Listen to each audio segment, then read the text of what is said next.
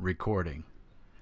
All right, YouTube, this is Mr. Mean coming at you this Sunday afternoon at 2 p.m. We got a little dusting of snow going on here in northern Duluth, but on here we're going to do a special little one-shot of Lowlife 2090 by Pickpocket Games. This was successfully kickstarted, and we are all jonesing for some cyberpunk-style fantasy role-playing, and so I've got on the line, starting in my upper left, Cosmic Flux.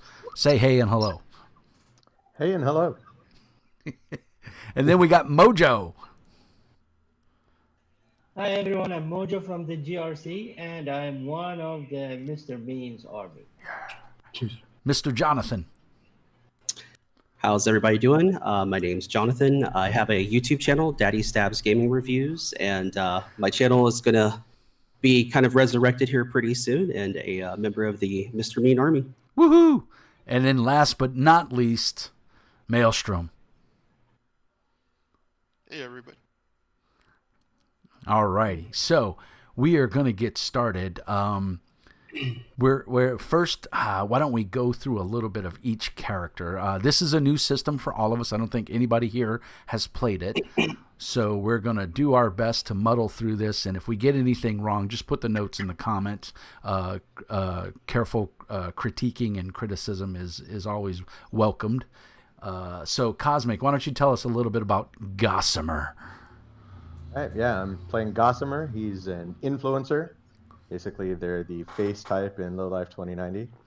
He is a former male model who was framed by a rival, and as such had to duck out quick before he was nabbed by the cops. And now I believe they're called lifers in the system. Yes. The criminal element. So he is now a lifer using his silver tongue for profit. Excellent. Mr. Mojo, why don't you tell us a little bit about Pixel? Pixel is an elf, and he's a saboteur. And his sister was framed for murder, and she died in jail. So he retributed against the people who framed her, and he killed them all. So now he's a fugitive in 3 states.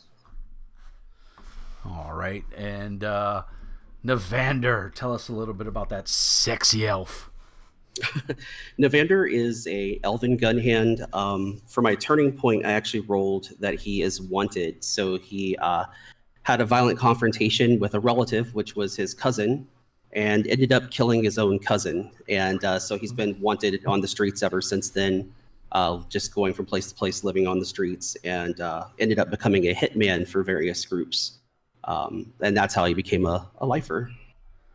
Wow. So a lot of murder and mayhem in this group. And then Maelstrom, a little bit about your scorn. Well, ironically, a lot like what everybody else's story is. My character's parents were, my father worked for a big corporation.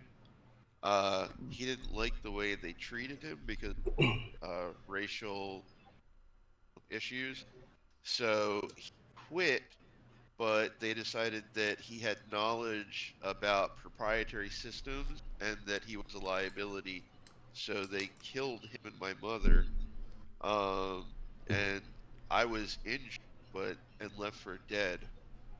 Afterwards I sought vengeance and I killed some of them, but not all of them. Since then I've been hanging out in the underground cage fighting, just living day to day that way. Okay. Rob, I can barely hear Rob. His voice is very low. Is that a problem on our end, or is Yeah, that's on your end. So what you need to do in Discord is right-click on his name, and then you'll see the volume, and you can turn it up on your end. So user volume, Okay, you see it right there towards the Done. top. Yeah, and you can slide that. That's a low rock. So if anybody's coming in too loud or pitching or whatever, you can adjust it that way. That's why I had each one of you do a test on my end for your audio so that I could crank it so that it hopefully doesn't bleed out or get overrun by anybody else. So, all right. So we definitely have a motley crew of adventurers here. So as the camera pans out, you see Mendoza City. It is that it's probably on the. I'm gonna say it's on the West Coast, probably real close to San Francisco in that area. So it's on a bay. So you got water on one side and then land on the other. Obviously, west side is water, east side is land, north and south are land. And what's great about Mendoza City is, well, nothing. If you're not rich, you're a lowlife. You're a lifer. You guys are all lifers. And you're in the midst of doing everything you're doing. It's a rainy, dark night as usual. It seems like it's always raining whenever you want to do anything. And your comms units at various times go off, and it's basically a text message that just says, meet at the entrance of Sovereign Prime. Sovereign Prime, as you're well aware of, is in the upper northern district of Mendoza City. It is the ivory tower. It is where the rich people look up to it and go, God, I wish I could go there. It is just the obnoxiously rich people live there. You've been given a pass. In order to get into Sovereign Prime, you either have to be admitted by someone who lives there or escorted by peacekeepers. Peacekeepers are the local law enforcement. They are a contract police force, and they have been given right of judiction, which basically means they are judge, jury, and executioner. Therefore, crime in Sovereign Point is very, very, very low. You can't even get into the city. If you get caught in the city, 9 out of 10 times, they just execute you if you don't belong there. If you're of somewhat means, which none of you are, you might be able to bribe your way out or at least get out. But for the most part, it is not somewhere you guys would feel comfortable being. But at the bottom of the message says 10,000 credits, which is enough to probably entice most of you, if not all of you, with a further 5,000 credit bonus upon successful completion of the job. So I'm assuming we all want to grab that credit. Yeah. So you each individually, does anybody have any mode of transportation? Did anybody buy a motorcycle or anything like that? $50. Oh, I should have. If you didn't, it's okay. There's combat taxis. We only get like $50 to start. I know, it sucks, don't it? There's no way to buy a vehicle. Hence why that text message is really appealing. I also, before we get knee deep in the game, I want to give a big thank you to all of you for making your characters. And like I said, if you didn't already have it because you were a backer and I sent it to you, please don't repost it anywhere. That's good karma and etiquette for a budding game designer, not put his stuff out there for free. And he was nice enough to give me permission to share it with all of you. But I think most of you did back it, so thank you very much. And then second of all, a huge shout out to Maelstrom, Rob, for making a bunch of characters that it looks like we're not going to use. But he busted ass and he took care of it. So we'll keep those characters. I might even download them for a future one shot or something else. So a big thank you to Rob for doing that hard work, and a thank you to you guys for joining in on the stream. So anyway, you're all pretty broke. You need money. You need food. You need a good place to sleep, because if you don't have any housing, guess where you sleep? On the streets. On the street. Guess what happens when you sleep on the street? Bad things. Bad things. It's cool. People. Bad things, yes. There are other gangs, rival gangs. Sometimes the peacekeepers like to come and roust the homeless because guess what? It's illegal to sleep on the streets. So it's a catch-22. So being able to spend the night in Sovereign Point, and it possibly get paid is going to be wonderful from your point of view. So I assume everybody takes the bait. Takes the text message and heads to Sovereign Prime to the entrance. Oh, yeah. All right. Yeah, absolutely. All right. Oh yeah, that would definitely catch my attention. Yeah. So, that sounds and like perhaps some of you have even heard of each other. I'll leave that amongst yourselves to role play. But you all pretty much just, let's say for argument's sake, show up at roughly the same time. And you can see there's a limousine. It's huge. And there's, of course, it's black because all limousines are black. It's a BMW Silhouette, as it's called. And there's a gentleman standing outside. He appears to be elven. He's probably about 6'6", very slender, immaculately dressed, with wearing dark glasses. And of course, it is night. There is a Scorn standing next to him who looks like what a Scorn would look, but he looks very out of place in his three-piece Armani suit. And he's holding an umbrella above this elvish gentleman's head so that he does not get wet. You'll see that the two doors, this is a huge limousine, so it's got two sets of rear back doors, and all four of those back doors are open for you guys to get in. And as you walk up, he asks to scan your. I'm gonna, because the game doesn't go into it. I like the idea of SINs. If you're a Shadowrun player, you know what a system identification number is. It's basically your social security number. I think some of the characters, in fact, most of them probably have fake IDs. I think that's one of the things most of the characters start with. So I'm assuming you will give them the SIN of your fake ID, which is fine. He will scan each one of them, and I'm assuming you have like a cred chip or a bank account that you want the money to be put into. And as you walk up, and you show him your little barcode or your cred stick, however you wish to do it, you see that immediately deposited into it is $10,000. So you have $10,000 in your bank account right now, whatever that may be. They don't go too much into the game mechanics of what banking is like. So I really like the cred stick concept from Shadowrun, so we're going to go with that. And if I'm stepping on any creative toes, I do apologize for the gentlemen's over at Pickpocket, but we don't have that information yet, so we're going to roll with it. So yes, you have 10,000 credits in your bank account, and he doesn't even say a word to you, and he just points to the limousine for you to get in.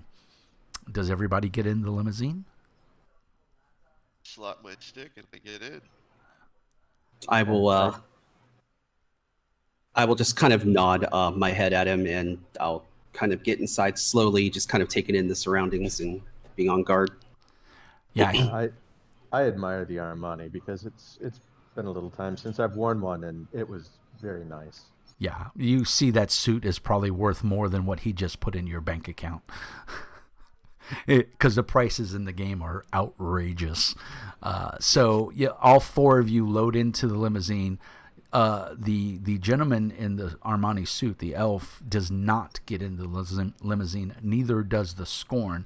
You see that there is no driver. You can kind of see through the smoky privacy glass that there is no one in the driver's seat. You feel the engine rev, and then all of a sudden you feel thrusters as you feel yourself going up. This is obviously an LTV. Hover car. Yeah, and it's going up and keeps going up. And it goes up for a good 10, 15 minutes. So within that time, why don't you each take a chance to introduce yourselves, since it appears that you'll be working together. We'll start with Cosmic Flux, a.k.a. Gossamer. Oh, hey folks, name's Gossamer. I'll most likely be the one doing the talking for us. It looks like we're a crew by default. Yeah, it does. Glad I'm not afraid of heights. Yeah, you're still going up.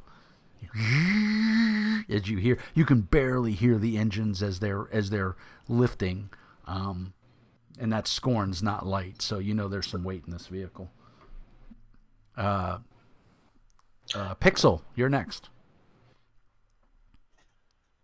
Hi everyone, I'm Pixel, and I would be happy to work with you guys on this mission, but I'll have to watch my back because some of you I think I really cannot trust. Why would you wouldn't? That's crazy. You can trust me. I'm a very Trust. trustworthy person. Does trust even exist anymore? It's dead unless it's followed by a bunch of credits. Navander. Exactly. My name is Navander, and I guess I'll be the resident gunman, and he'll like kind of show you that he's carrying a pistol and he's carrying like an SMG and stuff with him, kind of hidden underneath his overcoat and everything. But it looks like since we're going to be a crew, hopefully we can work well together. All right, and then last but not least, the Beast. I'm just kind of sitting there hunched over because, 7'4", so tight fit in this limousine. And I've got a massive sword that I'm holding. It's just kind of leaning against the door next. And I look around. Cosmic, what race are you? Is it obvious or is it... Obviously human. Okay. I wasn't sure. He just looks at you and he kind of exhales heavily. They call me the Beast. We don't need Absolutely. trust to get through one job. Just do your job. Don't screw up. And he looks right at Pixel. Don't screw. All right. And then he just kind of looks away. So you all kind of have an idea of who and what you're dealing with. The limousine keeps rising, and all of a sudden you feel it change pitch, and the yaw turns, and it's obviously landing on some sort of landing pad.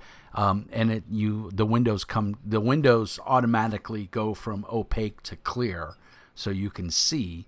And all of a sudden you realize that you're in a hangar, and you see the Mendoza Incorporated logo on several different places. Mendoza Incorporated is pretty much the founders of the city. They've built Mendoza City, and they're one of the biggest conglomerates, in Mendoza City. So they have their fingers in everything. And then you see there's a squad. There's 12 of these guys in heavy combat armor. And you see that elvish gentleman, again, very tall, very statuesque, very good-looking, even for an elf. Silverish hair, plaited back, tied into a tight bun on the back. If anyone wants to give me a perception check to see if he's packing heat, you are more than welcome to do. And are we all aware of how skill checks work in this game? It's going to be an attribute check off of, I believe it's intelligence. If you don't have the skill, you can still roll. Would be perception plus detection. Do you have detection? You do? So then you can roll, but you don't add anything. Detection just gives you the ability to make the roll, but it's based off, I think detection is based off of intelligence, correct? Perception. Or perception, yeah. So you're going to roll equal to or less than your perception. Now, the game features a unique mechanic called a reroll. You're all first level characters. You only get one reroll per long. Oh, you get two because of the influencer? No, because I'm human. Oh, you're human. Ooh, okay. Well, still, they're precious, so you don't want to blow them unless you absolutely have to. And you also have another thing called luck, and you can use your luck pool. But when you use your luck pool, if you succeed on the luck check, it goes down by 1. If you fail, it doesn't matter. So like in this case, if say you were going to make a reflex save or a dexterity save, you would do your reroll, and it would be in parentheses dex. And so whatever your dex is, that's what you want to roll, equal to or less than. But if you failed, you could spend that reroll or you could spend luck to reroll that thing. But if you did, your luck would go from 11 to 10.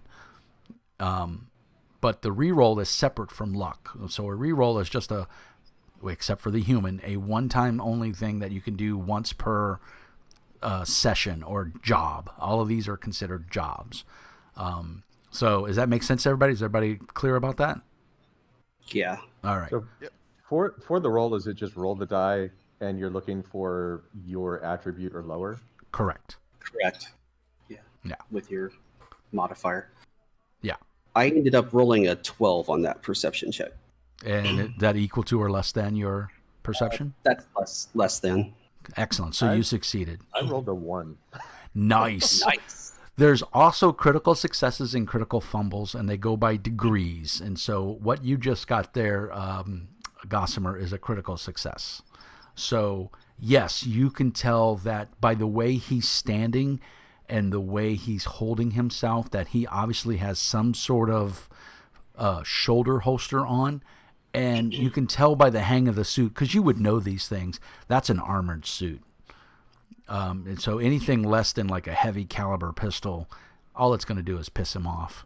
And you also kind of get the idea by the way he's standing. He's probably pretty cybered. Like probably cybered legs and at least one cyber arm. He's got dark sunglasses on, so it's hard to tell, but you're pretty sure that's a lot of money walking right there. Navander, you kind of noticed the same thing. Not quite as in much detail, but you definitely can. You obviously would be an idiot that would stand in front of a group like this not packing heat. The flip side that he's got 12 heavily armed Mendoza security operatives that are all in like full combat riot gear, and probably cybered to the teeth. You guys would be dumb to do something stupid here, unless you just wanted to die. If you had a death wish, then sure.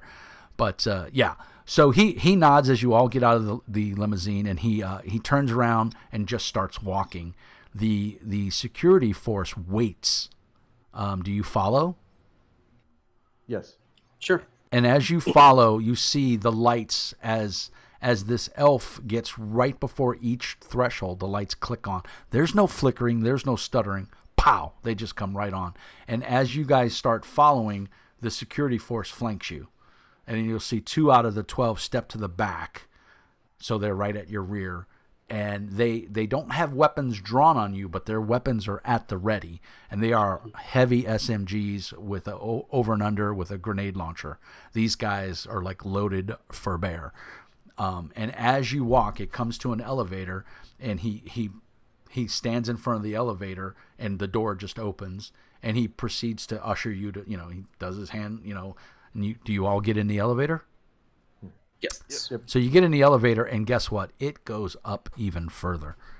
The elf, of course, is not in there. The security guards are not in there. But when the elevator finally stops, it's a good 5-minute, it feels like 5-minute ride in this elevator. You get to this top floor, and the doors, they open, and you come out, and there's the elf, of course, with the security guards, 6 on each side of the elevator doors. And as you walk through, you can see that you see a skyline of Mendoza City out overlooking. You can see the whole city and the water, the bay beyond, and it is a beautiful sight. From up here, all you see is pretty lights and the moon flickering off the ocean or off the bay, and it is actually surreal. It's very beautiful. The air smells like lilac. It's very it takes most of you aback. If none of you have lived a finer life and all you've breathed is recycled air, this is quite disconcerting, but quite nice as well. I would think maybe Gossamer might have had a taste of this at one point in time. And boy, does it bring back longing memories of wanting a good payday.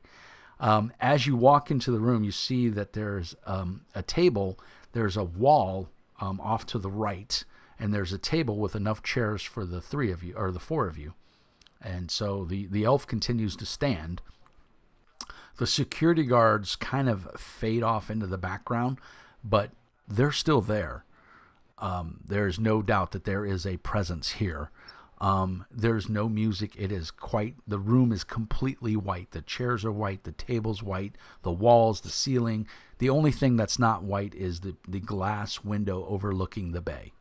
And as you stand there, or as you sit there in that uncomfortable silence, the elf finally speaks, and it's a very effeminate, masculine voice, if you've ever heard one of those, and it's like, "Good evening, gentlemen. So glad you have answered our summons. Would anyone like refreshment?"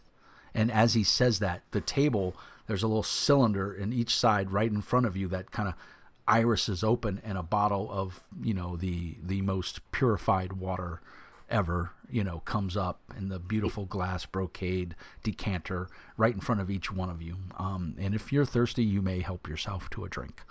And he says, "You have been summoned tonight to provide Mendoza City a great benefit and courtesy that will greatly ensure the existence of Mendoza City. And we need operatives such as yourselves who are proven."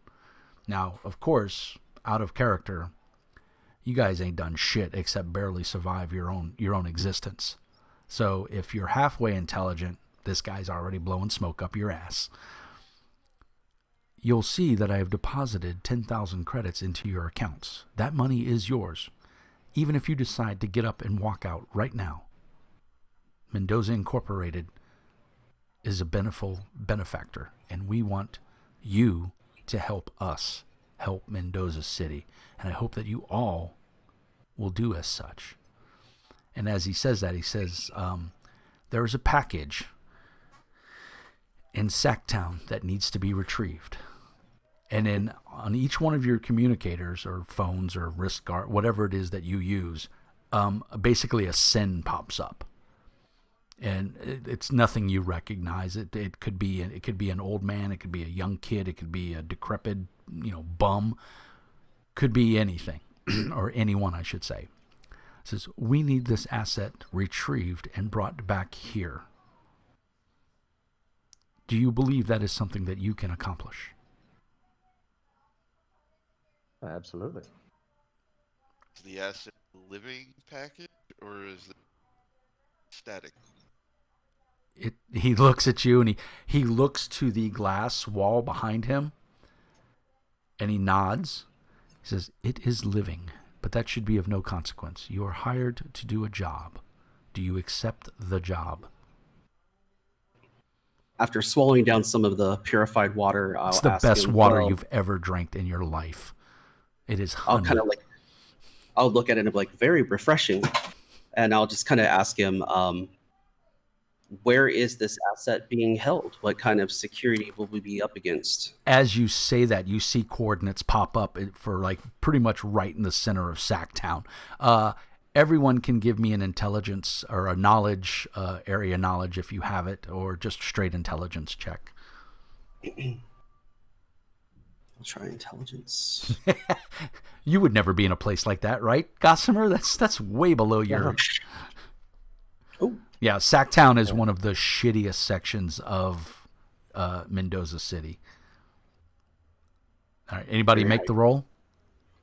I think I made it. 2. What'd you say, Mojo? I rolled 2. You rolled a 2, so yes, you made it. Oh, we lost the beast. Hopefully he'll come back. And Navander, you said you made it? Correct. All right. So you and Pixel know that, yeah, that is that is smack dab in the middle of Sacktown, and it is the shittiest district in Mendoza City. Your life isn't worth squat there. If you sleep on the street, it is guaranteed you will either be accosted or mugged. If the peacekeepers don't even go in there. That's how bad it is. The peacekeepers only come in if it's a mass riot, and then they come in with AVs, and usually they shoot before they ask questions. That's why I live on the street in Westgate, not Sacktown. There you go. So yeah, so the coordinates seem legit, although it is a shitty part of town.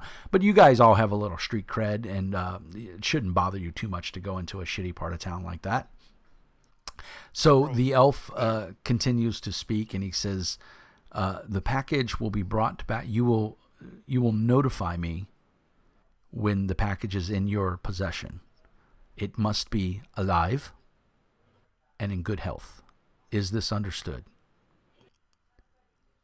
Absolutely understood. If That is those clear two as this water. parameters are not met, the contract is null and void. And as he says the contract, you see the table in front of you goes from that opaque white to what appears to be a PDF coming up on the table, and you see, and you guys totally understand, you've done this before, your thumbprint is required to accept the contract. And when you put your thumb, does everybody put their thumb on it to agree to the contract? Yes. Bite my thumb so that it starts to bleed, and then I put a bloody thumbprint on. You see the elf kind of look at you, and he grins. I wink at him. And as each of you do that, you feel a slight prick all of a sudden. And then when you pull it back, you see that there's a little trickle of blood. And then the PDF goes away. And he says, "Thank you. Your DNA has been recorded, so there will be no hiding or disappearing or trying to run away. But of course, I don't need to say that because we're all business people here, right?" And he looks at Gossamer when he says that with this shark tooth grin that's quite disconcerting, but yet you manage to keep your composure and just nod, I would assume. Absolutely. This is just business. We're all professionals here. Excellent. That is good to hear. Then I will, since we have agreed to the terms, and again, per the contract, $5,000 is to be deposited to your accounts upon successful completion of the mission, and know that Mendoza City will keep you in high regard, or Mendoza Incorporated will keep you in high regard should further missions come up that suit your talents. I bid you thank you and good evening. And he points to the door, unless there's any other questions. But you can see the elevator doors. As I start walking towards the elevator, it's like looking at my thumb, looking for like a Band-Aid, a med kit, a trauma surgeon. None This is looks provided. fairly straightforward. All right. So you all agree and head into the elevator. You go down. It takes a couple of seconds, but you go down, and you get back to the same floor. What appears to be a hangar, and you get into the limousine again, and it takes off. And again, it's almost like a 10-minute ride to get back down, but it takes a little bit longer this time, and it drops you at the edge of Sovereign Point. So not exactly in the same spot that you went to, a little bit further out. And of course, it's no shocker that it's up to you to figure out how to get from Sovereign Point to Sacktown. You could take a cab. There is a bus system, but nobody uses the buses. That's just guaranteed to get killed. And there's not many that run anyway. And it's 2 or 3 different burbs over. So how do you guys, what would you guys like to do right now? You have been dropped off. The limousine climbs back up into the clouds and it disappears. And the 4 of you are standing there. You see the heavily armed, you can tell they're like guard shacks for the peacekeepers, but you can see there's these ports on the top of them that you have no doubt probably slide open and very large caliber auto cannons pop out if anybody tries to like run the gate or anything. And you can see there's these huge pylons that you can see there's big circles that are probably about a foot in diameter that would come up out of the ground to stop anybody from trying to run the checkpoint. But at this point, you're just past that. So you are freely able to go on about your way. You could call a cab. You could, if you have your own vehicles, whatever you so desire to do. I'm really tempted to try taking. Speak up a little bit, Beast. I'm really tempted to try taking the bus now, because of what you said. Yeah, you could, but you know that it's not the greatest. It's not the greatest thing to do. But Rob, please don't make his job a lot easier. Sure, make my job easier. Oh, it would be a long walk to Sacktown, so I suggest we hail a cab and use that to get there. Okay. Sounds good to me. Private car service for you? No, not anymore. Well, you do have you each have 10,000 credits. So hiring a private car probably costs you about 1,000 credits. I think it's time to buy that motorcycle. You want to rent a motorcycle? We could pool our money and buy a Kia Wicket. Might not fit all of us, so we'd have to take turns getting to where we're trying to go. I'm with you, Gossamer. Let's just let's rent a vehicle and let's get on with it. Yeah. So I'll pull up my cell. Okay. Your little mini comp. You're able to find the local, Avis, and you're able for 6,000 credits, they will rent you a vehicle with an insurance waiver, so that if the vehicle's damaged in any way, shape, or form, it'll be covered. And I mean, that's 6,000 credits, for a one-night rental. You have to return it by noon tomorrow. It is currently 7 p.m. on a Tuesday night. So it has to be back by noon on Wednesday. You don't even get it for a full 24 hours. And then, of course, you have to fuel it back up.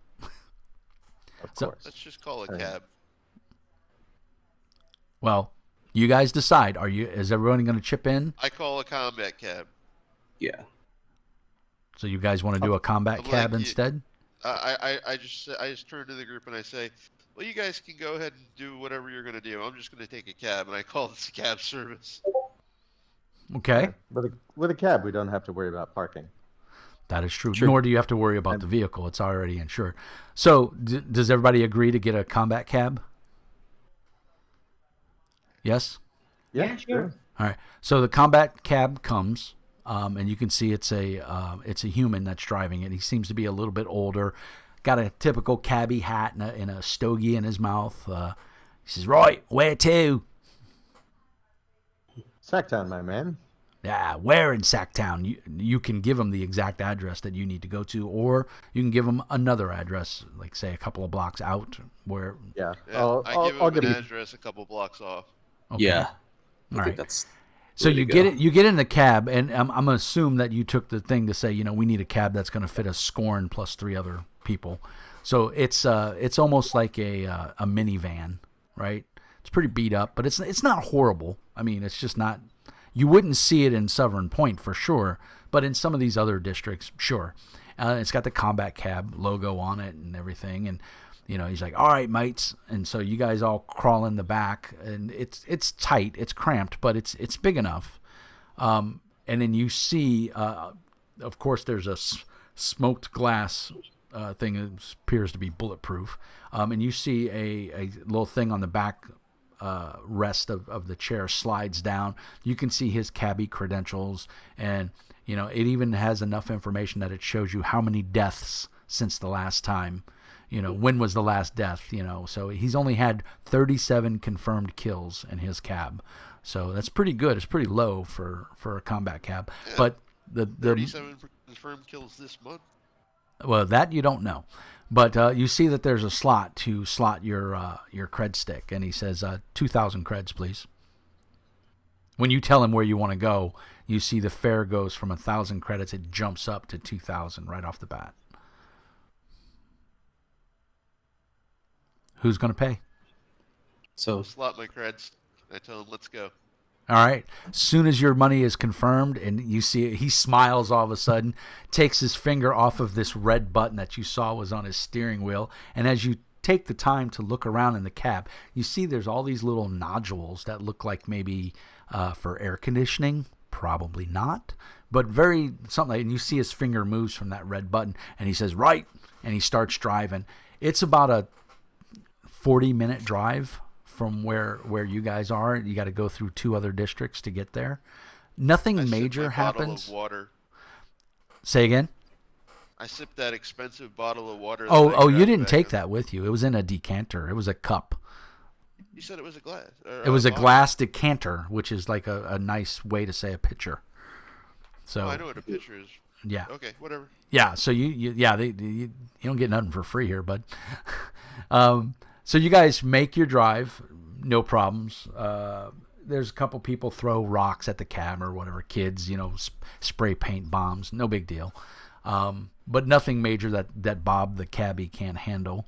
And he pulls up to a zone. You see, as you get, and you can see the districts go from, where you were at Severn Point, where it was nice and clean. And it just, as you go deeper and deeper, it's dirty. He's having to swerve around burnt out cars. Some of the buildings are collapsed. They're, planks over them. That you can see there's like fire flickering on the third floor of a building that has no power, and there's like no street lights here. It's pretty much night. And he pulls over, and he's like, "Right, you want to keep me on retainer, or do you want to pay anything, or do I need to pick you up, or are we done?" I'm pretty sure we're done, Robert. Thank you very much. "It's Bob, mate." And the door closes and the cab takes course. off. You can see there's a couple of people standing around. There's a couple, like, for lack of a better word, homeless people standing above a 55-gallon drum with a fire going. The weather's pretty nice, but still there's a nip in the air. If you look at your locators, you see that the address is, the blip of where you need to go is about 3 blocks from where you currently are. So, that being said, what do you gentlemen wish to do? I'm guessing start walking that way. So I was wondering, the elf, triplets, or do you suppose he was just putting on an elaborate show and racing ahead to meet us wherever he was taking us? Most likely. Most likely I would like to think the latter, but most A likely lot of not. effort. That is a lot of effort. Indeed.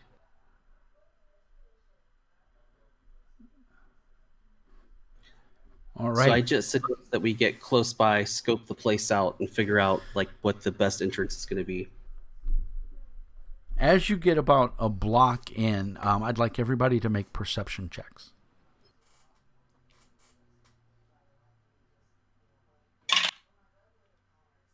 Oh, right on the dot.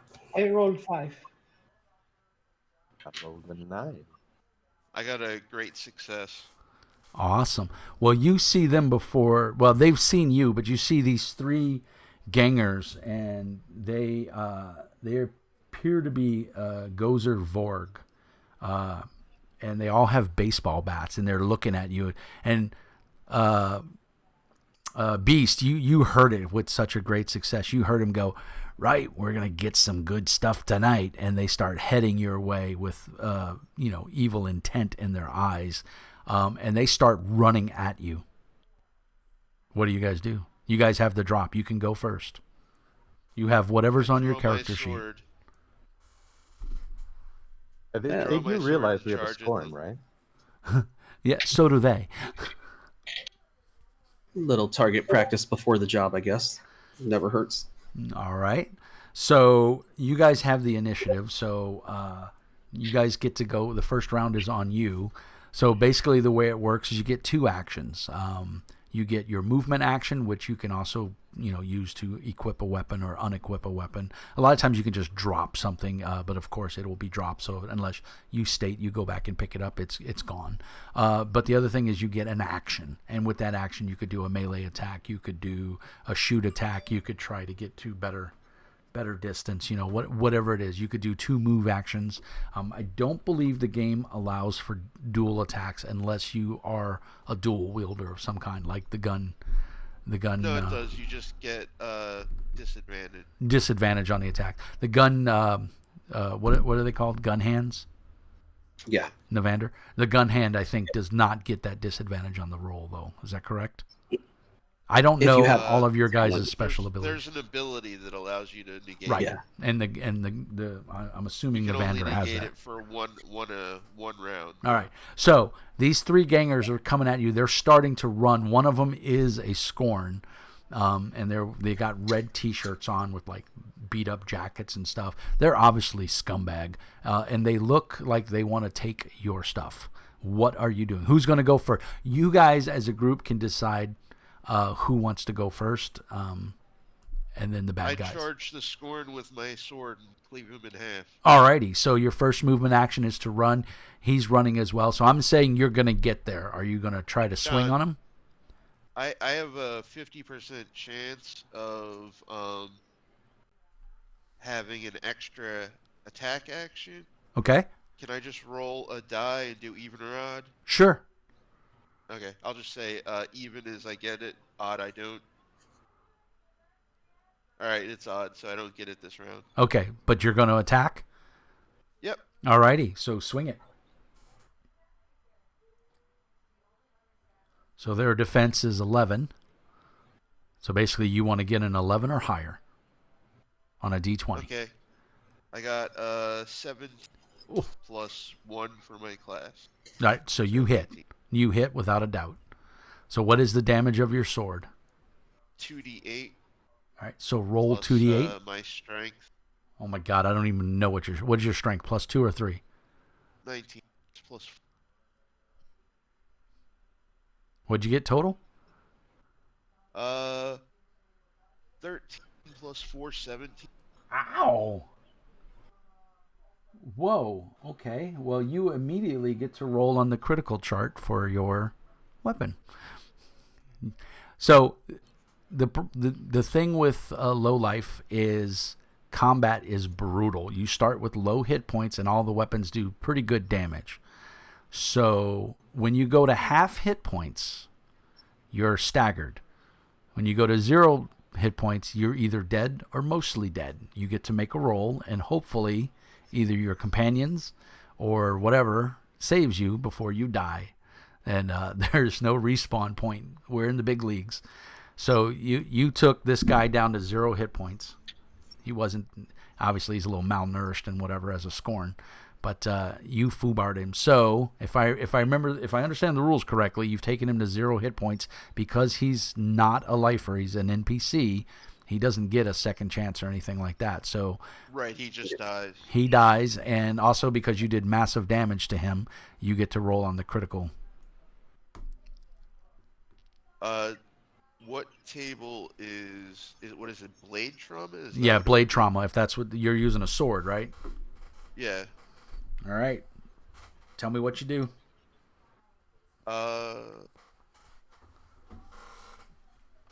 I rolled an 8. So that's bleeding out. Yeah.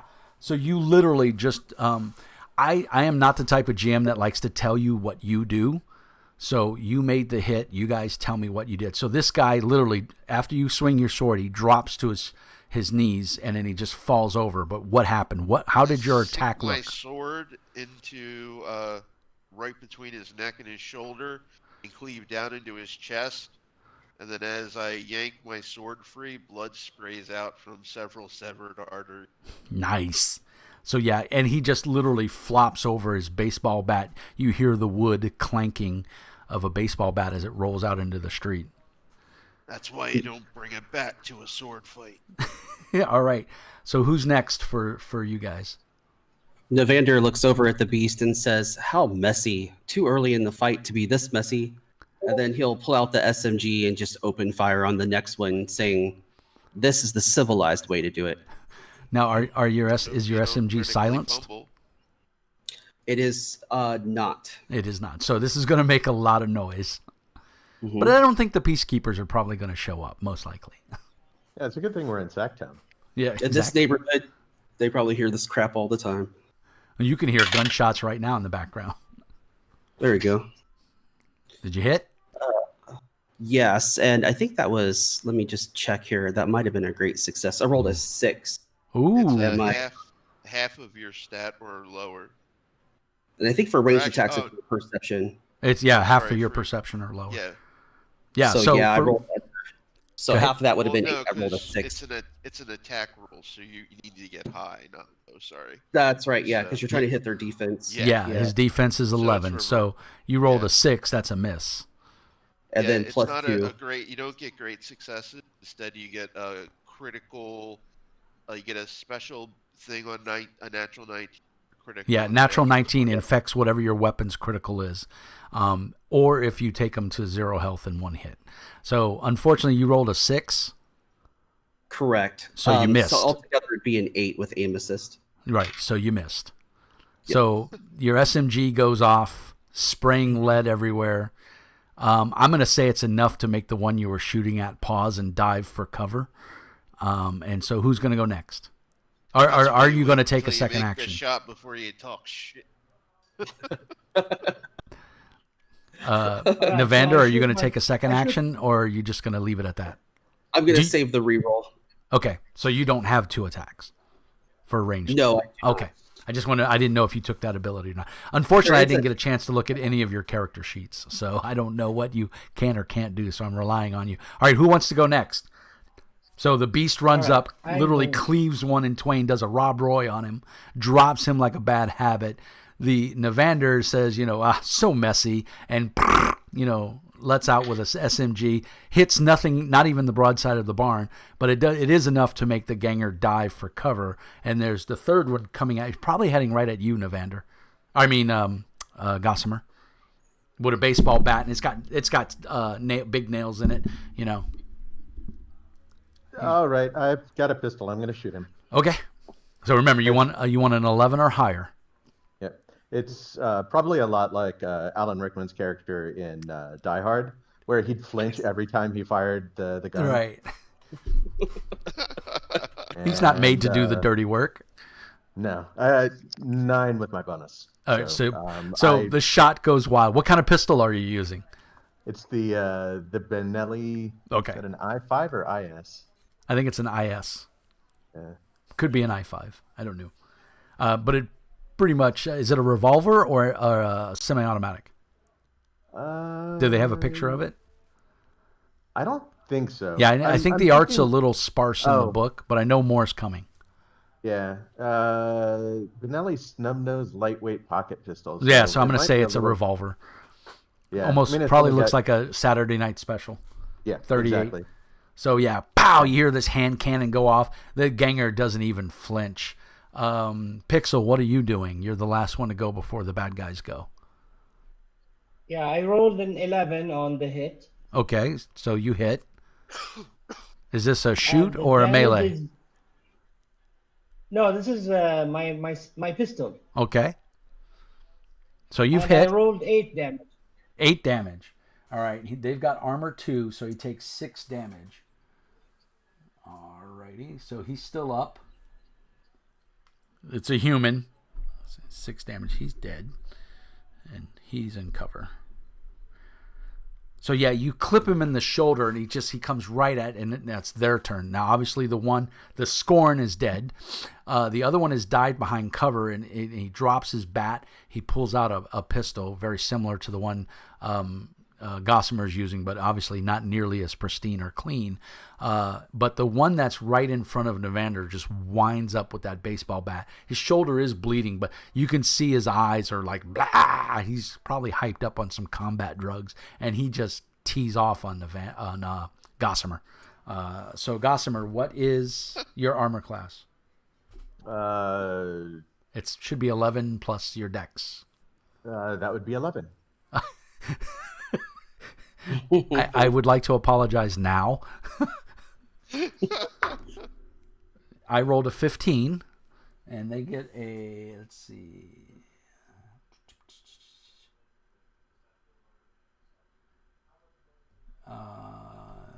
So that's a hit. It's not a crit, but it does do, plus 3 makes it 18. Still not a crit, but close. But it's 2d6 plus 1 damage as this bat just connects right in the side. So that is 6 points of bludgeoning damage as this bat just tees right into your side. You try to throw your arm up, but you're a little too slow, and it's just right in the kidneys. Oh, that's gonna. And this is your good suit, isn't it? No, it's been a while since it was good. But it's still cleaner than what everybody else is wearing, right? Probably. Yeah. Probably. Oh, yeah, definitely. Well, Probably that not by much. really hurt. And unfortunately, the one behind the drum who has cover reaches out with his pistol, and he's going to shoot at the frickin' Scorn because he just watched his buddy get cut in half. And he says, "Fort Bubba!" Boom! And he pulls the trigger. So, Scorn, what's your AC? John, just real quick. Remember, the crits only happen on a natural 19 or a natural, not on modified. Right. What's your AC? And my defense is 14? Wow. I rolled a 5, so this bullet goes zinging by. So then top of the round, it goes back to you guys. Scorn, what are you doing? I go There's after the guy who just shot at me. okay, and you do see that there's one Well, with a he baseball shot in the bat. air, but I'm going to assume that it was. Okay, and then you do see that Gossamer is engaged in close combat with one of these guys, and you could get to him. But it's up to you. I'm pretty It sure would be Gossamer's rude on the for me ground. to interrupt. The one that was shooting at me is like hiding behind a barrel or something, right? Yes. So nobody's fighting with him. I'm not No. going to interrupt anybody else's. Fun. All right, so you're definitely within range. You can move to attack him if you so desire. Let's see if I get a second. I do. So you get 2 attacks. Yep. The first attack roll is a 13. A 13, that hits. They only have an 11. Okay, it was close.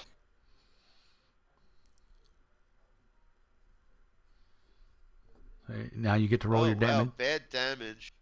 I did really bad, so he's still alive. All right, I how much only damage? did 7 damage. All right, so he's got some cover. So I'm going to give him 3 points for his armor and his cover. 1 point, because I'm assuming you try to run around the side of the barrel and just swing at him. So he's going to get a little bit of he's kind of trying to keep himself between you and the barrel. But still, that's 3 points of armor, so he takes 4 points. And I hit him with my second attack also. Oh, nice.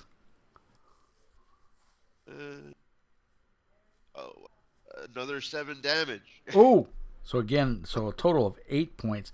He is looking rough. He's not looking good at all. Oh, actually, no. At that point, you come down with the sword. What do you do? Because he's dead. I kicked the barrel out of the way and cleave into him. Okay, and he again arterial spray going everywhere. Open the front of his torso. Yeah, it takes you got to put a little ass into it to pull your sword out of his torso because it's you cleaved into him pretty solid. Stuck in the rib cage. Again, man, this is so annoying. Like stomping on the guy, breaking bones, yanking my sword out. All right, gun hand, Navander, what are you doing? There's All right, only so one. I look at my my SMG, really disgusted. I'm like, that's no good, and I just open fire again on one of the ones that's still up here. Okay, well, there's one left, and he's in close combat with Gossamer. So right. if you miss, you'll hit Gossamer. Let's see what happens.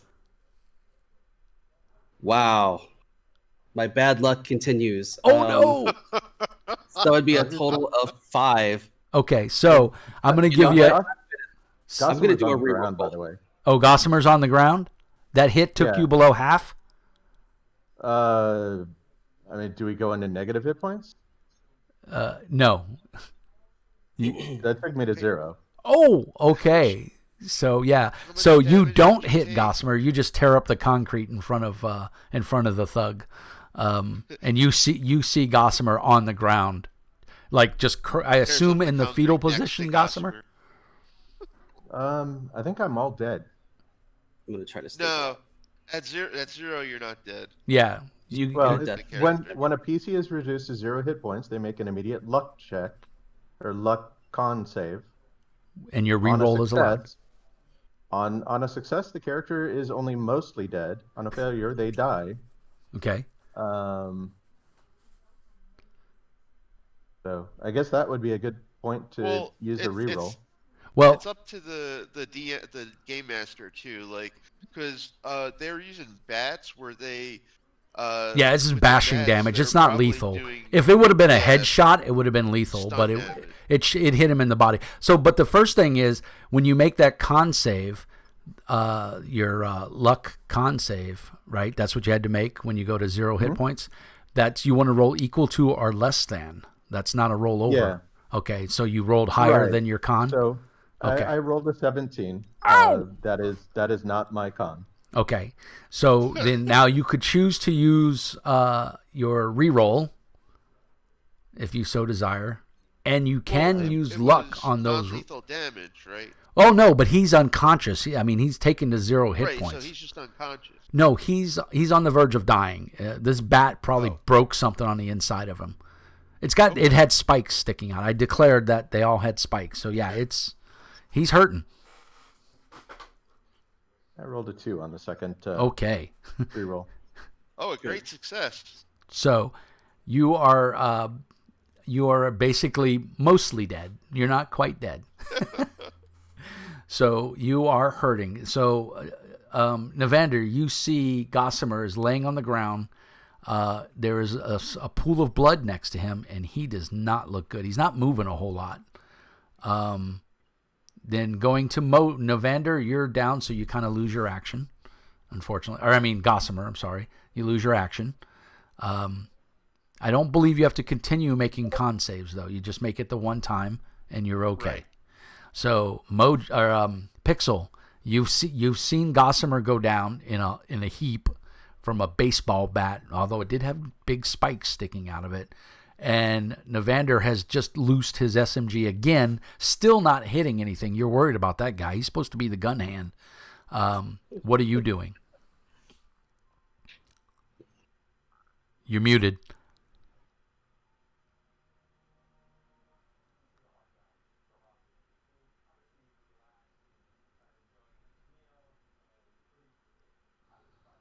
Can you unmute yourself?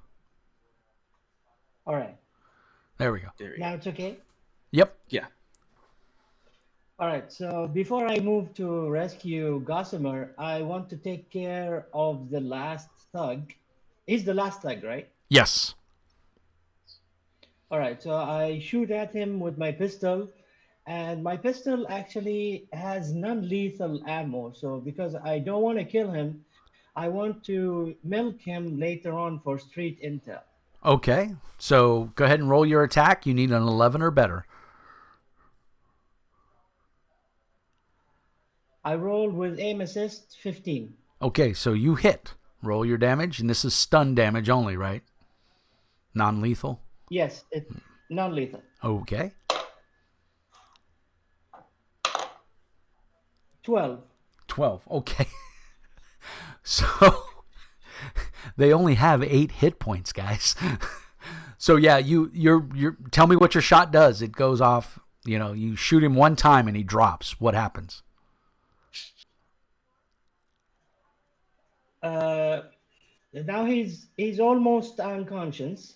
So I go to help Gossamer, or is that my action? That's your action. Your movement action, you could get to Gossamer. All right, so I use my movement action to get to Gossamer. At which point you see there's like people standing on the sides of the street up in the buildings, and they're watching. Some people are clapping. Some people are like, "Oh, get up!" It's total barbarianism. At which point we are out of action rounds now. Navander is, I keep wanting to say Navander. Gossamer is injured big time. Does anybody have any kind of healing? I have first aid. Ooh, okay. So now we get to see how first aid works. So Navander, you go over to Gossamer. The Scorn Mojo, I assume you two are like keeping guard, like your weapons are out and you're looking at anybody to start shit. Is that correct? No, I'm looting. And you're looting. These guys don't have shit. They don't even have any credits on them. They've just got baseball bats and small pistols. Okay, I take all the small pistols. Okay, so you've got 3 small pistols. Oh. And Navander, why don't you tell us how healing works?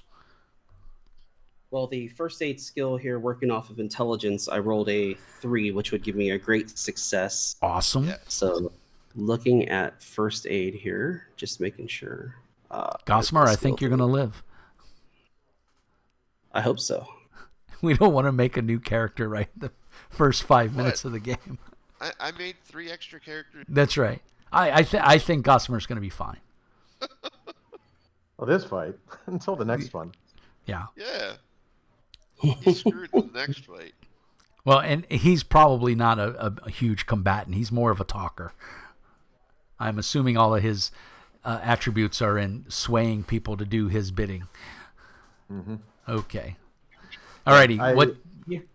I have no physical attributes that are above 10. Okay. Jesus. Navander, So basic, doing the basics to stop the bleeding, tourniqueting, all that kind of stuff. Everything that you can do, basically minus a first aid kit. essentially just to give him a hand. Now, it mentions with the first aid skill that it sometimes requires a first aid kit, sometimes it doesn't. I'm going to say on... for GM Fiat, you have a first aid kit. Cool. Yeah. Cool. And I'm going to say you probably roll a D4 for me. Oh, where's my D4? Here we go. 4. Oh, you have 4 doses of a stim to help coagulate and heal, internal healing. You know, minor little nanobots inside of it that will heal him up. So I'm not quite sure if the game mechanics support that, but they do in my world. So I believe they. Yeah, I'm pretty sure there's combat stims and everything. I know there's drugs in the game for sure. So yeah, you're able to get Gossamer back onto his feet. He's hurting. But I've also got a sprained ankle. Oh, so your movement is not good. Yeah, it's like I can't run and stuff like that. Right. Not that doing anything like that would be a good idea. Does that Navander? Does anything you did give him any hit points back? Under the description, it just mentions first aid and injury recovery, including combat drugs and toxins. It doesn't give specifics, right? According to what it says. So there is a burnt out building right next door that nobody's in. I would say that would be a good spot to go take a short rest. And I believe under the rules of short rest, you would be able to get some hit points back. Well, in the mostly dead section, it does say just doing nothing. Someone who's mostly dead will basically be restored to 1 hit point after 1d3 minutes. Right. So you're definitely at 1 hit point right now because you've been laying on the ground just kind of. So that, boys and girls, is how deadly combat is. High damage, low hit points. Go ahead, Pixel. Yeah, so I seeing that Gossamer is now almost alive. I slapped the thug that is on the floor, getting him back to consciousness, and I asked him about street information about where we're going. Okay, go ahead and do you have intimidation? Intimidation, or I think there's another skill that might cover it. There's persuasion. Persuasion and deception, the two. Yeah, so go ahead and give me a persuasion roll. I will give you a +2 bonus. The other cool thing about this game is basically the GM mechanics is -2 + 2, -1 + 1 are pretty your default modifiers. So I'll give you a +2 because he's just watched you, basically watch the Scorn kill 2 of his guys, and then you just smack the shit out of him. So I do have gather information, just FYI. Yeah, so that's up to you, Pixel, right, if you want to let Scorn in on it, or let the Beast in. I walk over and I say, "Little man, let me talk." Okay, what do you say, Beast? I pick him up by the front of his shirt, and I look him in the face, and I smile. And I say, "Hi, I'm Beast. Tell me what I want to know, and I won't eat you." So first things first, as you're holding him with his feet dangling off the ground by his throat, and he's trying to talk, but unfortunately you have him by the front throat. Of his shirt. Oh, front of his shirt. Okay. Well, the first thing you notice is you all smell the distinct smell of urine. This gentleman has relieved his bowels because he's scared shitless. He's what do you want to know, man? Just don't eat me, please. Oh my God. And he's like looking over at the 2 guys you cleaved in twain. And he's just like, please, I'll tell you anything. Just let me go. It's absolutely the wrong way to get Little man, information what's out your of someone. question? Yeah, you would have done a much Tell better us job. What we want to know. I also realized I did my hit points wrong. Oh, did you? I misread and thought it was the base plus the con bonus. Oh, not no, It's it's your con. Your straight up con plus whatever your con, class gives you, which I don't know if the infiltrator gives you anything. The influencer, I don't think gives you any bonus. You You should get at least +1. Well, it's equal to 2 plus con score plus level. So Nice. Oh, wow. So what should your hit points should have been? 13. Oh, yeah, that's a big difference there. Yeah, from All right. 3. So for argument's sake, we'll just say you're Wait, 3? You thought your hit points were 3? I thought this Ouch. game was supposed to be super deadly. well, Well, that 3 hit is points seemed like definitely excessively super deadly. but even Oh at my God. but to be fair, guys, even at 13, the thugs for their baseball bat are rolling a 2d6 plus 1. So I mean that's 13 right there. That would have dropped him to 0. So I mean, it is pretty deadly, you know. So Oh, yeah. so I mean, so not bad. All right, so you do, like, we will flat retcon that a D10 little bit stuff. so that you should have what, about 3 hit points left I think more than that. or 'Cause I 5? think 5. With my vest, he would have done 4 damage, I think. Oh, okay. So 4 from 13's 8, right? Should be 9. 9. Yeah, so you're at 9 hit points. So your ankle's not sprained. We'll retcon that. You don't have to waste the use of your first aid kit, but you do go check him out and make sure he's okay.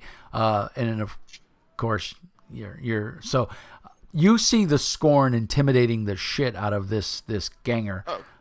Well, if Gossamer's up, then instead of talking to Pixel, I turn to Gossamer and I say, "You other little man, what do you want to ask him? He'll tell us now." I talk nice with him. Right. Do we need information from him? Do you know He anything thinks about so. I point at Pixel. Do you know anything about the location down the street? We have to go there and retrieve a package, and you're from around here. So what's your role for that?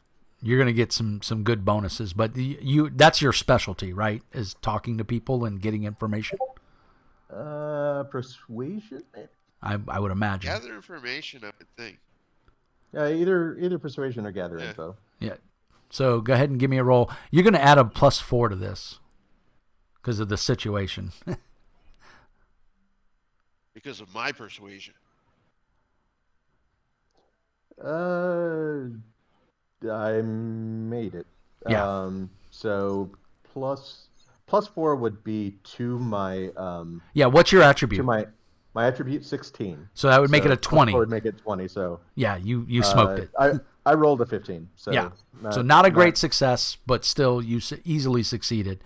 Yeah. He tells you, yeah, that's the Red Diablos gang area, and those guys are triad, man. You don't want to mess with them.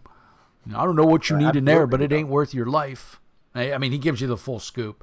There, he does tell you that on the back side of the building, there's a fire escape that you could go up. It's very wonky and it's not safe, but it's better than going through the front door.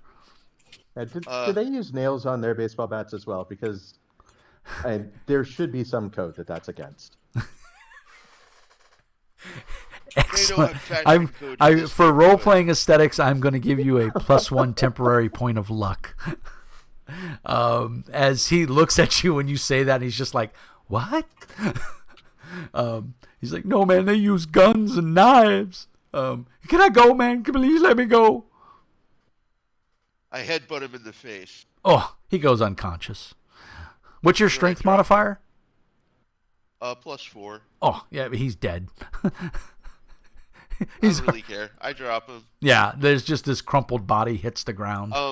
As wearing an his brains as a hat. ironic, aside, I actually have a triad soldier as one of my contacts. Ooh. Well, the Red Dragons are part of the triads. You could try to use that contact. Don't forget, you guys, and the way contacts work is when you want to use them, you make a d20 roll and you roll equal to or less than whatever their influence roll is. So that's up to you. I'll give him a call and see if he knows anything. All right. I'm at a rating 8. Okay. He's my best contact. So you're going to have to roll 8 or less on a d20. I rolled a 9. Oh, so close. You get voicemail. What about the Gossamer? Is there any contacts you might have that you think could be useful? Yeah, none of my contacts are quite that barbaric. I have a garbage collector as my contacts. Okay. Nice. Yeah, I've got 2 fixers, a fashion model, a corporate exec, and a reporter. Holy crap. So, I have might an arms dealer, a ganger, and a triad soldier. I have a peacekeeper detective, a peacekeeper officer, and an organized crime soldier. Ooh, You got 2 peacekeepers? Wow. nice. Well, I don't think nobody has the Yakuza or in their thing except for the Scorn. So I don't think anything else. The peacekeepers don't come in this Wait, area, is so it they're not going to do you Yakuza any or good. Triad? Or Triad, yeah. What about organized crime soldier? Is that close? I would give that a close. I mean, I don't know how much help there'll be, but you can try. That one you should have rolled a second die to see what type of organized crime he was associated with. Yeah. You should have rolled the D6 too, and it would have Is told you there- what type of organized crime it was. Let's see. Where was that? Under In your class? contacts. It was Yeah. right in your class when you were setting up. Take a look here. Yeah, I can check in with Eddie the Nose Sizemore. He's a reporter. He might have heard something. You know, Yeah, Hey, go ahead. usually- Give me that roll. Give you any kind of Yeah, he usually handles the society column, but you know, Yeah, maybe he's heard about it something never in this hurts to area. try, man. That's why you have those contacts. Give it a try. I'm gonna roll that. Yeah. Quick. He doesn't like Sacktown. I rolled an 18. Man, the dice are hating you guys. What'd you get, Evander? Yep. Wow, this thing's all about the drugs. It gave me drug cartel for the type of, Nice. and I have a drug port too. So I don't know. You're all well, about that's the why you have dope. the drug cartel contact. Are you going to So try to drug- reach out to him? Yeah, I'll reach out to him. What the heck? We'll see what happens. I have him rated as a 14. So 14 or less. Oh, but you know what? I rolled a 19. Man, you guys, the dice hit are points hating you guys tonight. All The right. dice So, are all about hating on me. so you Man, know the didn't roll building. that You know for where your you need to attack, go. The 19. Yeah, you know the building. You know where you need to go. You did get an alternative entrance, the fire escape. So what are you guys going to do? Or maybe they're not the shoot first kind like these guys were. Well, the charge first and try to club people with barbaric bats. This is Well, growing let's pains, go- guys. We're brand new, coming together as a squad here. It's growing pains. It'll start to gel. I just look over and I say, okay, you stay back. You're too flimsy. You hit things that you aim at. It'll help. You, I don't know what to do with you. He just points at Pixel and he starts walking in the direction of the building. I don't know if you guys will believe this, but that was actually the first time that anyone has ever accosted me like that. It's I believe you. I love it. I love it. I love it, Gossamer. I can't believe you're just in shock that someone would, and with a baseball bat with nails in it. How gauche. If you survive, I teach you how to fight later. Don't worry. All right, I think so I'm gonna have to get a shot first. We'll take you Tetanitis. down, get you a cage match, something easy. All right, so what are you guys doing? You're gonna head to the building. I Yeah. think the fire escape sounds good. All right, so are we gonna try to be stealthy or what are we doing? Definitely. I think we should, do a walk by and check out the building. All right. So you're able to walk by. It's just standard rundown, middle of the slum tenement. You can see there's two gangers standing outside the front door. They are armed with some basically equivalent AK-47s. And then there's, a couple of the floors don't have electricity, so you see what barrels look like, fire, that glow of fire. And then you see, according to what your information is saying, on the 7th floor, this is probably a 20-story building, so on the 7th floor is where your package is. And if you look and you count the floors, the 7th floor does have electricity. You can see the mounts where there used to be cameras, but they've been long since pilfered or destroyed or, whatever. They're obviously non-functional. So, again, the Peacekeepers, law enforcement is not an option in this area. Okay. Is there like an alley or something beside the building? Oh, yeah. It's Can full we of see the trash. Fire escape from the front, or is the fire escape in The the fire back? escape he told you was on the rear of the building. So Okay. you Well, let's walk probably around the could block. go. You could go a couple of buildings down and then cut back through the alley so that you don't walk directly on the edge of the, in between that building and the next. I would assume you guys are doing something to that effect. That's what I was thinking. Does that work for you guys? Yeah. Yep, let's All do right. it. So why don't everybody give me stealth rolls? Because now you're trying not to be seen as you're cutting through these alleys. I have stealth. Dexterity. So, let's see. Gossamer, the dice just hate you tonight, huh? Yep, that was a 17. Oh! Well, luckily it goes. I do the Matt Mercer roll of the majority wins. So, Got a great success. excellent. Pixel? I rolled a 9. And it looks like the Beast rolled a 2. So I would say Yes. that's 3 successes versus... So... Gossamer, you're stumbling over. This is not where you want to be. This is not your environment. So the Scorn literally just picks you up by the scruff of the neck, and And starts. that is Absolutely. likely to cause more noise. Okay, I don't pick him up by the scruff of the neck. I just toss him over my shoulder like a sack of potatoes. Oh, yape! Yeah, it definitely won't hurt you, but he's probably like feather light and making a bunch of noise. So you're able to get to Unhand me. you lout. You're able to get to the back of the building. You don't see any guards. Like I said, there's a lot of refuse, a lot of trash. So you're able to navigate that, and not knock over any tin cans or break any glass, barely. And you can see where the fire escape is, and of course it's about 10 feet up in the air. But I believe our Scorn is probably tall enough to reach up and grab it and pull it down. I can probably jump up and grab it. Yeah, Right. 'cause I'm 7'4". Okay, Just well why thinking- don't you Just give me thinking an that, Athletics? yeah? What'd you say, Navander? I was just going to say, this is giving me a mental picture of Empire Strikes Back, Chewbacca carrying C-3PO on his back, and Yeah, C-3PO being with him all, just looking around. "Put me down. Put me down, you lout, beast." you brute. All right, so give me an athletics check. I got a great success. Nice. So yeah, he makes it look. Gossamer, maybe you should have practiced more in gym class, because the Scorn just literally almost like a nice dance move in a ballet that you've seen. He just reaches up, grabs the handle, and he pulls it down. And there's a little bit of screeching and stuff. It hasn't been used in a long time, but so far nobody seems to be alerted. There's no cameras.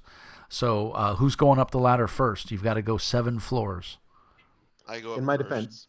defense, I'm going to point out that sort of thing was just not necessary either on the catwalk or in front of the photographer. Excellent. Cool. So as you all proceed to make your way up the ladder, the first floor, obviously, well, it actually takes you to the second floor, is where you start your journey, and it's no problem. You're able to get up there, easy peasy. Second floor, the window is open. You can see there's some light coming out. There's a teenage girl and her boyfriend making out, and the TV's playing. They don't even notice you, so you're able to get by. Third floor, same thing. The window's all blacked out. It's cardboard and black spray paint. The glass is broken. You're able to eventually get to the 7th floor with no problem. But the window is sealed. And it looks like maybe plexiglass or something. You're not quite sure, but it is sealed. We don't have a resident hacker, do we? I'm surprised no one rolled the hacker. No. I have mechanical locks. Okay, this is not a mechanical lock. This is a computer lock of some kind. And you I can have see a big sword. a big. Well, I will say the Scorn probably could maybe lift. What's your strength's a +4? You said. Go ahead and give me a strength Yeah, check. You could 19. probably muscle this window open. And I do have athletics, so. I Well, think this that is would not probably an be athletical. athletics. This is a brute strength.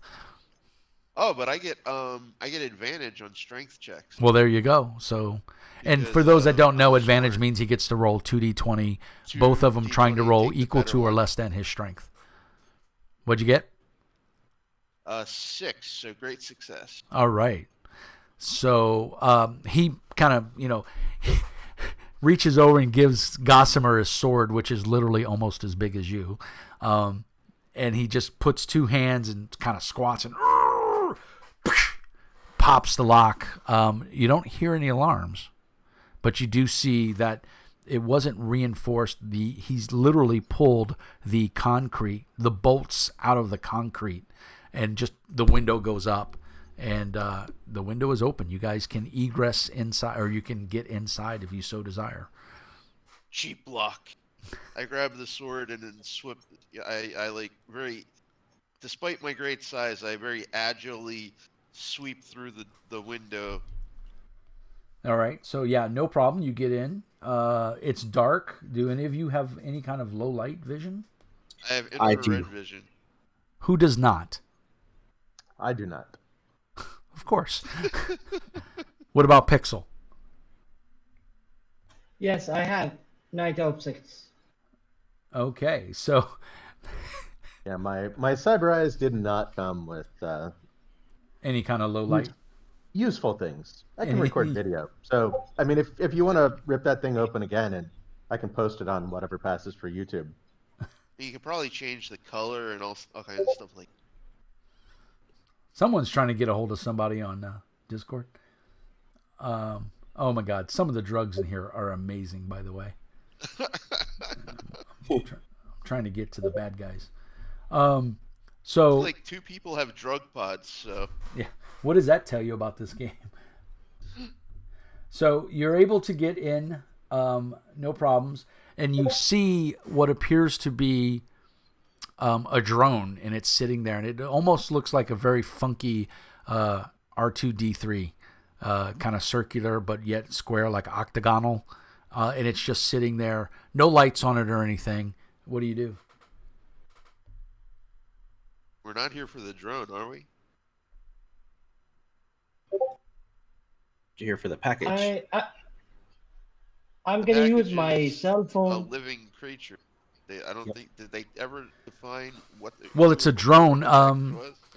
Probably, I would imagine either Gossamer or maybe Pixel. You're more techie inclined. Realize that it's a sentry drone, but it is deactivated.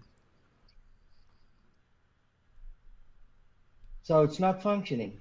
Correct. It's either powered off, or it hasn't been turned on, or it's just in sleep mode. You're not quite sure. I mean, if you'd like to go fiddle with it, and possibly, gun drones are outfitted with a autocannons. So. And they might have motion detection, I guess. It hasn't gone off yet, and he just ripped the window frame. I mean, it appears to be deactivated, like it doesn't have power. The room is pretty tossed, rotted newspaper and that kind of stuff, It probably had a personality module, and someone got tired of it, so they just could have very well been. And it's all right. So I use my remote control ability, so hack into the drone.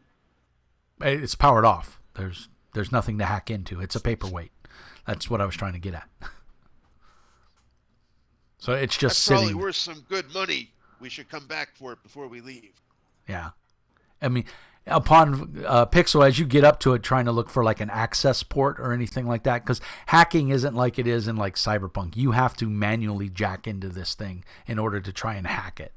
And you see that it looks like the weapons have been stripped off of it. The drive motor is gone. The battery packs are gone. It's basically just a husk pointed at the window to maybe deter anybody from trying to come in.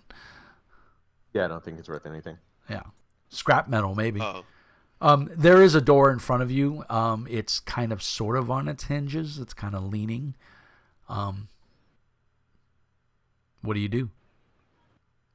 I very delicately pull the door open, trying not to. It pull literally that comes way. off the hinges. You're holding the door by the handle. Okay, I keep it from falling down and making any noise. I just set it aside. All right. This is So And I Can't shrug have at nice everybody. things. say again, Gossamer. I said this is why we can't have nice things. So okay. I kind of nod. Yeah, I guess. Scorn, you're standing in the hallway. You don't see anybody. Gossamer and Navander and he probably Pixel too. You're looking at your little mini comp, and you see your ping is directly in front of you, about 30 feet. I'm kind of with my SMG, just kind of sweeping around, basically just keeping an eye in all different directions for anything sneaking up on us or anything. Yeah, you don't see anything. You can see some light coming from underneath the door, like maybe someone's watching TV or something like that.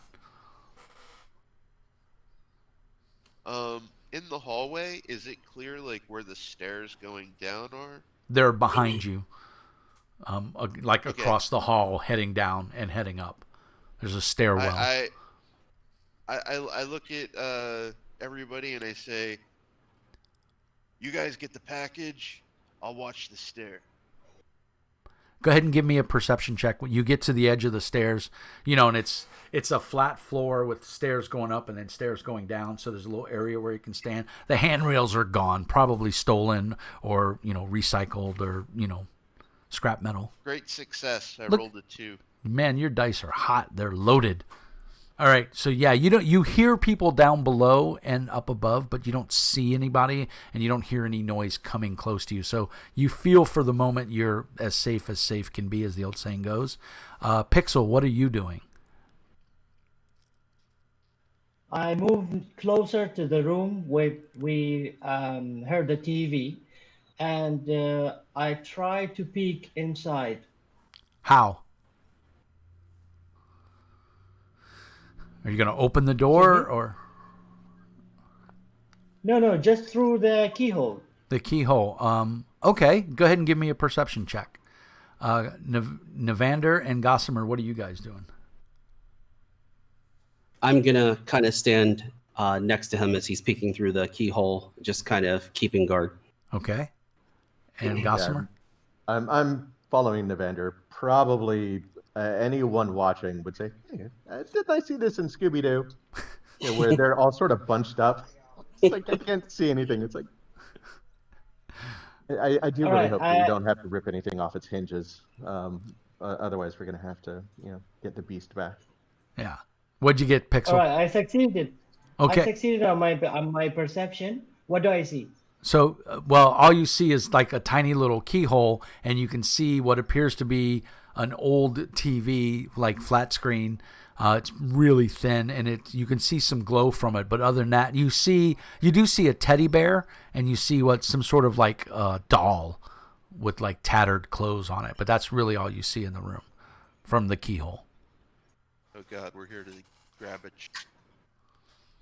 Oh, boy. So I'm assuming you relay that information to the rest of us? Yeah, definitely.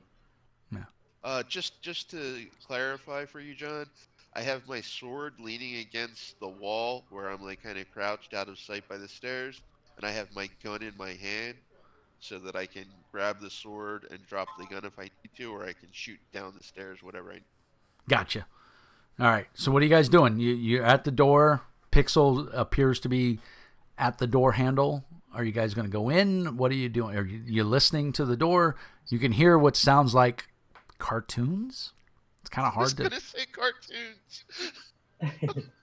Okay, I'm gonna carefully open the door and just try to peek inside the room. All right. So you crack the door.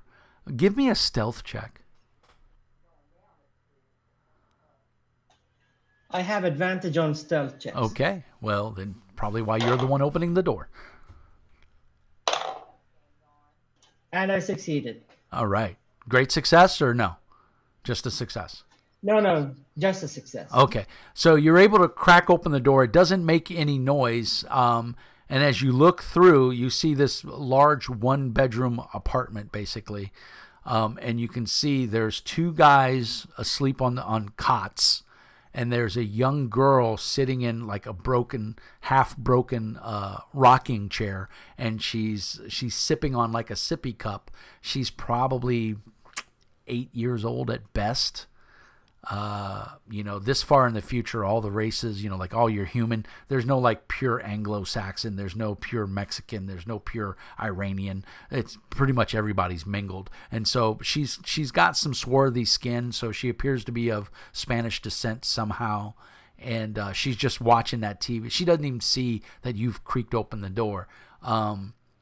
Gossamer, you see that this is an 8-year-old girl. Two thuggish looking dudes asleep on a couch on the opposite side of the room. Navander, you kind of can peek in as well and see the same thing. And then you see there's kind of a window. It's mostly boarded up, but again, it looks out right into the wall of the other tenement directly across the alleyway from it. And you can see what another door leads off that obviously must be a restroom / shower stall. These are the tenements. There's no luxuries. So it's just one big room. You can see like the little kitchen area. The place is dirty. It's filthy. But you see these two guys asleep, and you see the girl. Gossamer, your personal comp is pinging that the sin is right there. It appears to be that young girl. Yeah, I'll gesture toward her, and a thumbs up. I hope that's some sort of universal lifer sign for that's our target. If not, I'm gonna feel silly. I signal back. Oh, sorry. I was just gonna say I signal back with a face palm, like, oh, great, it had to be a child.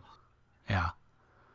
So can I get to the two thugs without her noticing us? It would be a really difficult stealth roll, but you could. You can try. I mean, you can always try, as the saying goes.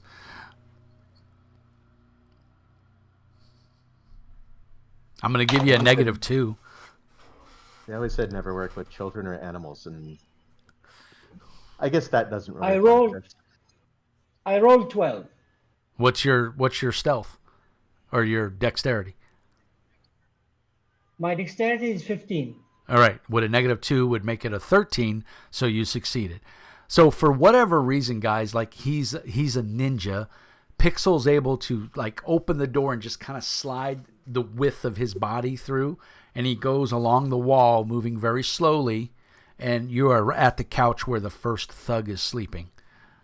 Or guy, I shouldn't say thug. He could be a very nice guy for all we know. And little girl's just watching TV. She's like, It's a really I use my knife and I slit his throat. oh. Okay, well, coup de grace, I'm going to give you that. You slit his throat. Does the little girl notice, though? Ooh, I rolled a 2. Oh. So the little girl looks over at you as you pull up this bloody knife, and she goes, "Somebody's got a second to do something, or she's going to scream bloody blue murder." I'll try to quickly put my hand over her mouth. Really fast. Give me a dex check. All right. Gossamer goes to try to do the same, but probably stumbles over his own feet trying to get through the door, and is very grateful that Navander was able to get through first. Okay. I rolled a 12, so that's a success. That is a success. Okay, so right as the girl goes, you put your hand over her mouth. The other guy kind of stirs, but he doesn't wake up. Pixel, am I assuming you're going to do the same to him? Of course. All right, so you slit his throat. As he starts moving over, Gossamer comes in and put his hand over the girl's eyes. Good. Yeah, excellent. All right, so you have the girl. Gossamer, give me a perception check with a +2. Rolled a 4. Oh, great success. Yeah. You see she's wearing this flimsy little shift, like a nightgown, and she's got some fuzzy socks on. They're mixed matched, of course. She's pretty dirty. Her hair's a little on the greasy side, not horribly too bad. But when Navander covers her eyes up and he goes to pick her up, you see that the shift moves, and you can see her chest is a scar, a fresh scar. Like, man, if you didn't know any better, you'd say open heart surgery.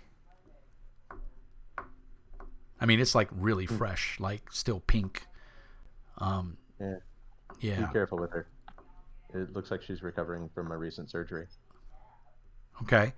So I'm going to say, for the sake of argument, you're able to get back to the ladder with the girl.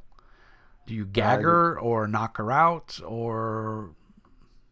Before we leave, I'd see if just a quick look around the tenement, Yeah. whether there's any other clothes that look like they'd fit her. Oh, yeah. There definitely is a pile of clothes and like a laundry basket. And the other thing you find that I'll give you for free is you see there's about 15 different bottles of meds. Yeah, I'll grab all of the meds. If Okay. they were the thugs, maybe we can sell them. But if she Well, needs these them, look like the clinic, the free clinic, but you see that it says Isabella Isabella Castano. okay. So from the clothes, I'm primarily trying to get like a jacket. You Yeah. did mention there was a nip in the air, so don't want her to get a chill out there. Grab the No stuffed problem. animal that was in the front room, Yeah. just in case. No problem. You're able to do that. You guys get back to the stairs with the fire escape with the Scorn guarding your exit. You're able to get down the stairs. Funny enough, Navander, the girl does not fight you. She doesn't scream anymore. She does have a look of like panic in her eyes, but she's not like putting up any kind of resistance. In fact, if anything, it's quite the opposite. She's kind of holding on to you, like almost like for dear life, and she's looking up at you with those puppy dog eyes. I'll whisper to her that we're not here to hurt her in any way, and I'll try to comfort her. Okay. I'll be like gentle with her, kind of stroke her hair, and just let her know that we're no threat to her. Okay. And we're taking you somewhere safe. Yeah, and Gossamer, like with that silky smooth voice and demeanor, even in his dirty suit, also kind of comforts her a little bit. So you guys make it down when we're getting onto the fire escape, I look over and I say, "Shooter, be careful getting down with her. Once you get down there, give her to the flimsy one. He's better with people. He'll take good care of her. We need you to shoot." All right.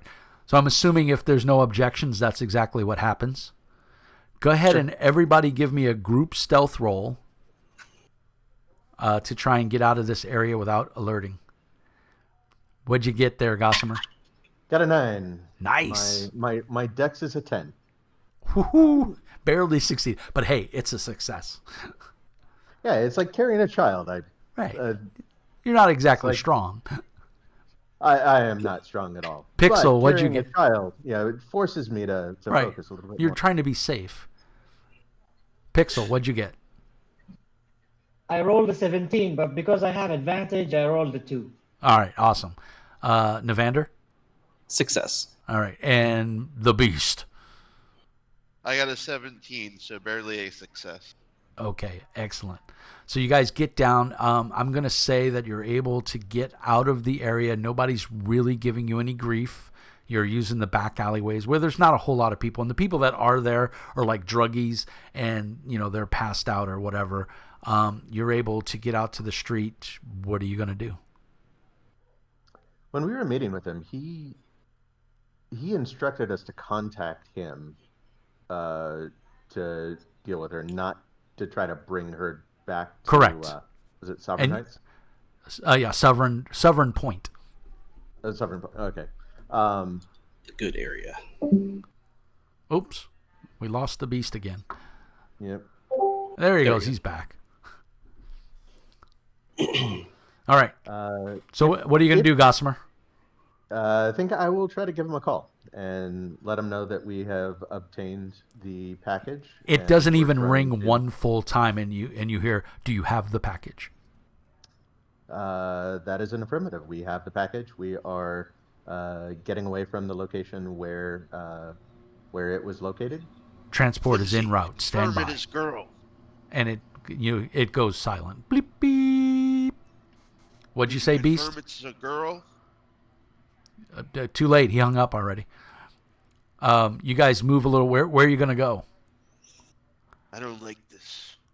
Children should not be involved in such thing.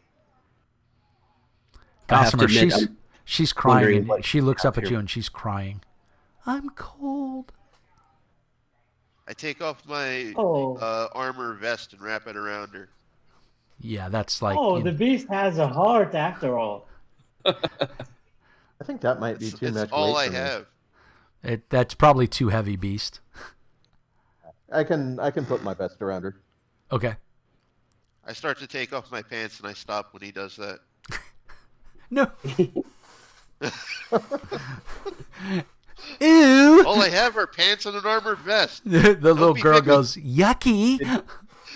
Did All right, so you guys make it a little ways away. You get some strange looks, but people kind of like give you clear passage. You know, they're kind of like, whoa. Anyone that gives us a strange look, I give an angry look. Right, exactly, and it's one of those where they're like, whoa, we don't want to. You know, and people just are backing FYI, off immediately. My sword is out. It's not in its sheath. I My would sword assume is everybody's weapons are out except for maybe Gossamer because he's holding the girl. She has a cling on you, and she's like, "Are you gonna give me to the bad man?" Is the bad man. As you hear this AV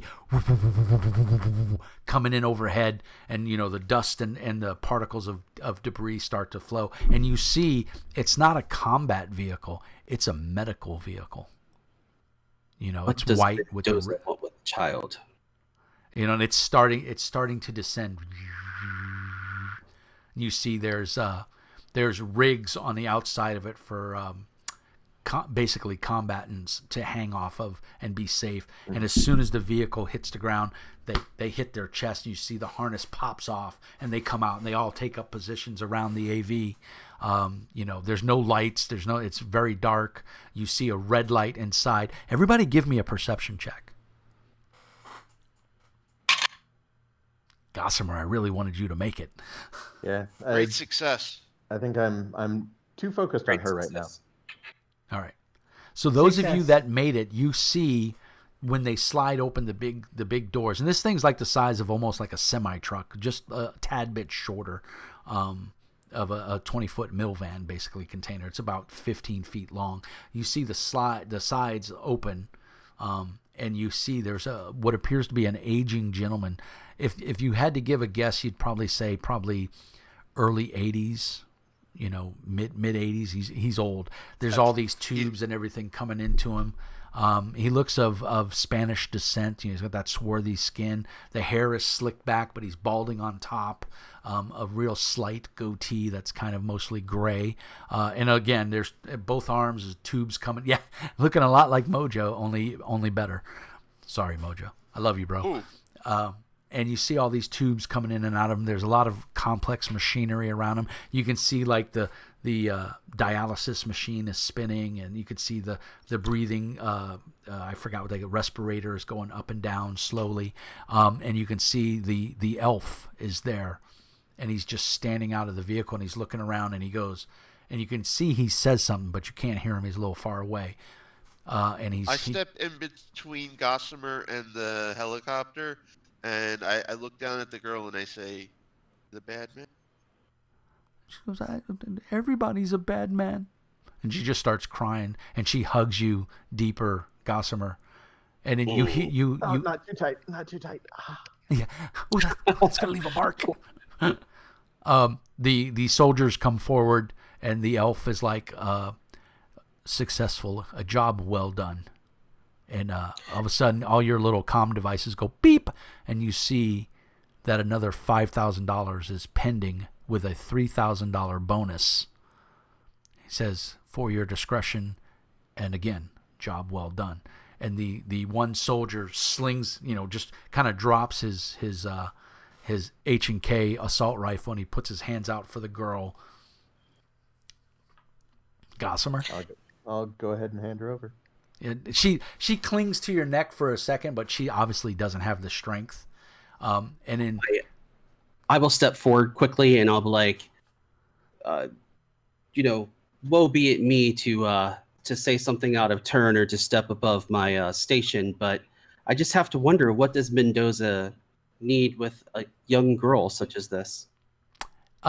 You can see that the elf is looking at you, and he just turns around. The guards, the girl goes first with the guard that has the girl, and then the other 11 soldiers kind of form up around him, weapons trained on all of you and out, in the outlying angles, and they slink back into the AV, and then the doors. And as you hear the elf getting on, you hear him saying, "Prepare the girl for surgery," and then it fades out. And that is Low Life 2090. Job well That's a done, good thing guys. I was recording video. Yes, excellent. Yes. So there you go, guys. Samurais are good for something. There you go. That's was awesome. There's a little quandary, huh? Why does the super rich guy need a little girl that looks like she's had open heart surgery, and yet he's all hooked up to medical devices? Things that make you go, So, wow, I will say combat is lethal. Yes, it is.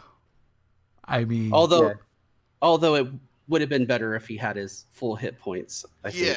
yeah. Well, I mean, we did recover from that, and we I was hoping you guys would flub some stealth rolls, but luckily you guys did really well. And of course, intimidating the thug to get the back, because I thought for sure you guys would go in the front door, and that would have been a bloody fight. But you guys did well. Mojo, really, really well done there, sir, with getting through the lock and everything. Gossamer, Absolutely. great job keeping the girl calm. Playing to your strengths, right? You're not a frontline combatant, but you made the girl feel at ease, and yeah. So now we have to figure out why. What does Mendoza Incorporated want with a 8-year-old girl who appears to be some sort of heart patient? And who was the old man on the AV? So who knows what organs they're harvesting? Exactly. Who knows, right? I really thought the Scorn was just going to start swinging. I really did. I was thinking about it. I really thought Navander and the Beast were just going to open up and be like, no. I was trying to I was trying to tug on your heartstrings. Did it work? Gossamer, did I get you? Corpse to begin with, so. Did I get Gossamer though? Because the little girl looking up at you, going, "Please don't give me to the bad man." Unfortunately, my voice is kind of deep, and I can't do a little kitty voice very well, but I tried. So what'd you guys think of Low Life 2090? That was cool. It was cool. I just wish as a gun hand I could actually hit something. Yeah, the dice were not kind to you, man. And I think you had a pretty good chance, didn't you? Yeah. My with the aim assist and everything. Yeah, still kept missing. Wow, so brutal. The Scorn though, oh my God, the Beast. One hit. Now, granted, these were thugs with 8 hit points, and your sword does how much damage? 2d8 plus strength mod. So 2d8 plus 4.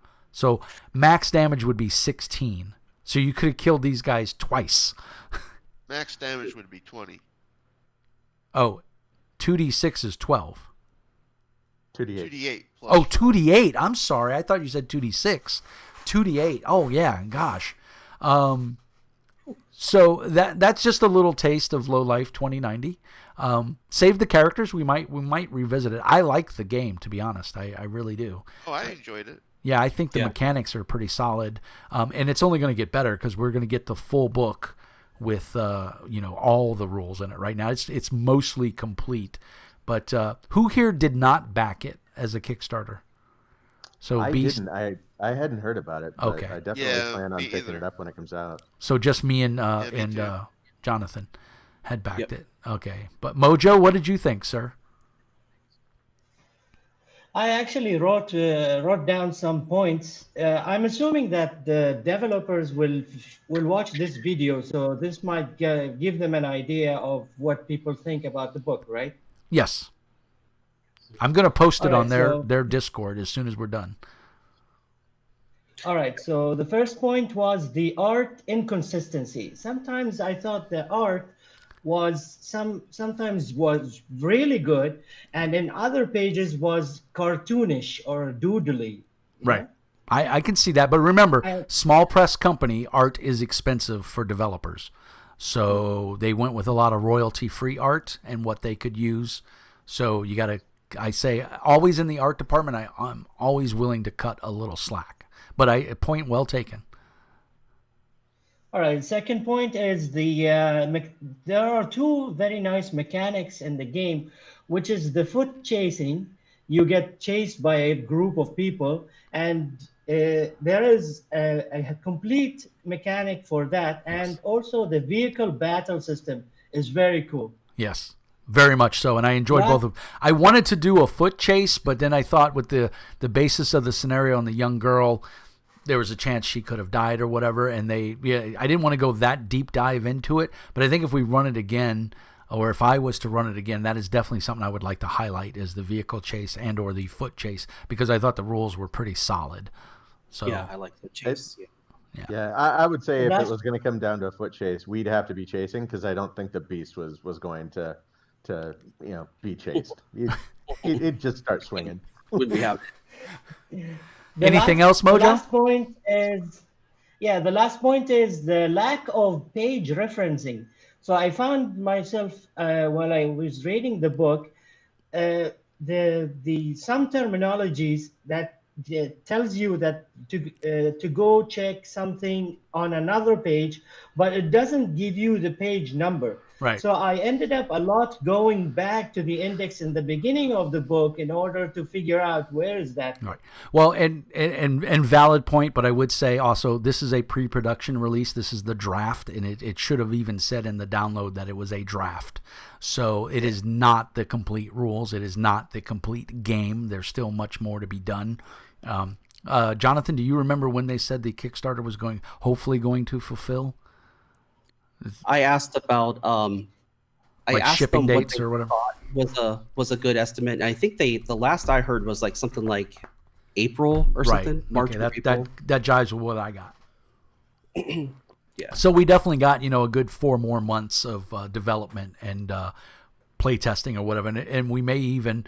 I'm not sure, Jonathan, if they're going to send out an updated draft as they change things. I would think they would, I think so, yeah. but hopefully they'll watch this and they'll make that determination. But I would love to see an updated draft after they get the feedback. Beast, Maelstrom, what did you think, sir? Your thoughts? I enjoyed it. I think that combat can be exceptionally deadly. I think that the stats for weapons and armor they're inconsistent. They need to be checked, because like for a light vest it's 2 armor, for a heavy vest it's also 2 armor. Yeah. Which is just confusing. I understand they want to keep it low armor so that you really feel the deadliness, but that's a little ridiculous. Right. It should just be listed as vest and leave it at that.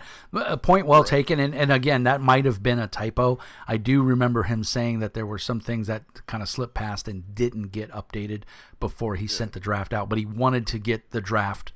And my understanding is the Low Fantasy Gaming Kickstarter went exceedingly well and was distributed in time, or in a timely manner. So they're coming off the success of that, and I think Low Life is going to do just as well.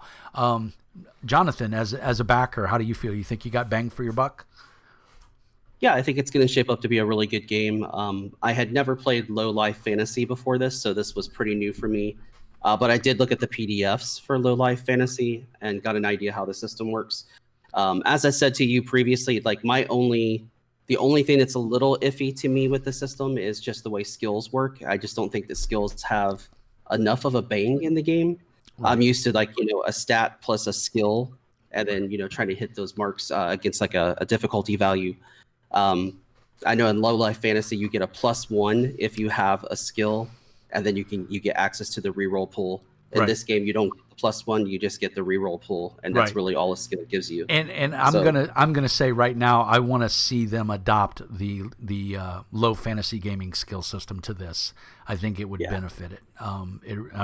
Your stats are pretty decent, and don't forget though, in all fairness, I let you guys roll 4d6, drop the lowest. Their default system is you put them as you roll them.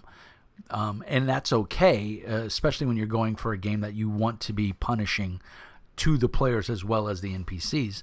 So I think that's a little bit harsh because I don't know about you, but if I'm playing a brawler and I've got a strength of 8, I'm not a very effective brawler. Now I could get cyberware but even starting characters have a limited access to cyberware, so a cyber arm would obviously help that out, but would it be enough to offset the starting with a -1 to my strength, right? So I think I don't want to say I'm a more forgiving GM because, well, my nickname is Mr. Mean, but I would much rather let the players roll their stats and put them where they want to make the character you want to play. Like the Scorn, I think that was everything you wanted it to be, right? Maelstrom, you made the character you were happy with. I think everybody made their character, right? Nobody chose a pre-gen. Correct. Right? And even if it was the pre-gens, I made most of those. Right. Yeah. And it was nice to see that they codified all that in the rules. So like under the character gen, it does give you the option for doing 4d6, dropping the lowest, putting them in order as you want, or just doing 3d6 across the board. Right. So it was nice that they kind of codify that and put it in there as an option. And there was a default, array as well for those old school D&D guys that like that. So I think they're really trying to appeal to the broadest spectrum of gamers, which is great. But and I'm hoping with like Draft 2.0 or whatever, or 0.2, however their numbering is going to go, that they're going to hone in on that and maybe like you said, adjust those skills to make them a little more relevant. I didn't feel like the skills were that relevant. I felt like your abilities were more relevant, and we didn't even your attributes. Your attributes are everything. Skills are like meh, So I'd like to see a little more emphasis on skills. Gossamer, what did you? Cosmic Flux, who's a longtime supporter of the channel, thank you very much. What did you think? On the skills piece, I think that if all having a skill gives you is the ability to reroll, and unless you're human, you only get one reroll. It's like, what's the point? Yeah, it's pretty brutal. That's exactly how I see it. Yeah, just doesn't feel like it has any real impact. Like, skills don't matter. Games with differentiation, like where like skilled characters versus just gifted characters with their stats and stuff. That's what I'm looking for a little bit more of.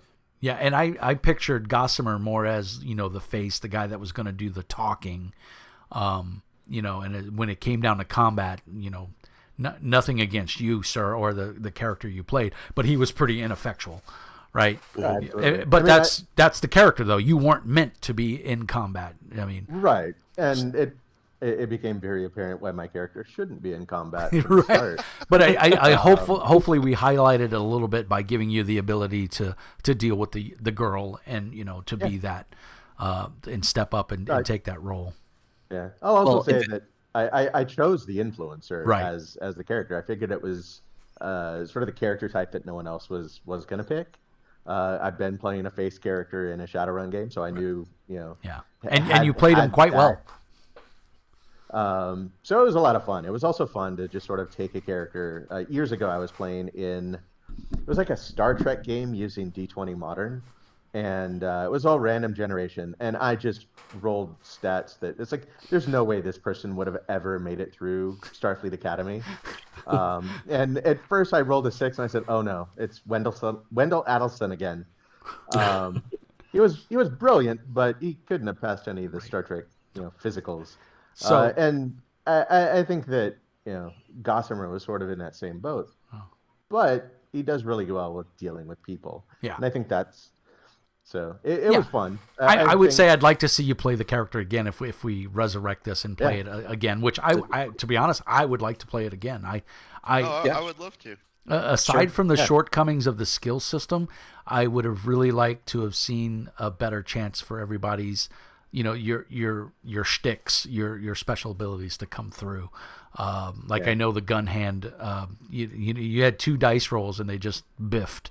So, and that's not a fault of the system. That was just, bad dice rolling. But, I think you had the abilities there. You could have done more things. I think Pixel and Scorn, shined. in their respective roles and the things they did. Their characters seemed to function quite well. The Scorn was just a meat stick, and he did what he needed to do. Hey, he was smart too. That's right. So yeah, overall, I'd say it's a success. I like it. I like to see those couple of changes that we all mentioned. I do want to say thank all of you for playing. It's much appreciated, and I hope you had as much fun as I did.